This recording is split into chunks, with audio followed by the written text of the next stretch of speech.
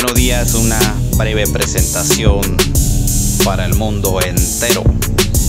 El Estadio Quijada del Diablo, ubicado en la comunidad de Cerro Palma, corregimiento de Cerro Patena, Guianamdo, para el mundo entero. El estadio, por su famoso nombre, Quijada del Diablo. Un bonito estadio, presenta una buena panorama. Aquí donde se juega el campeonato de corregimiento y también de comunidades. Lo invito a visitar el Estadio Quijada del Diablo a todo en general.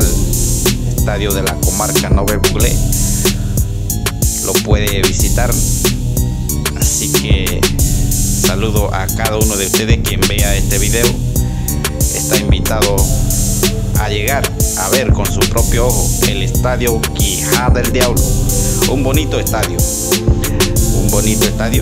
presenta un buen escenario, un buen panorama. Así que buenas tardes.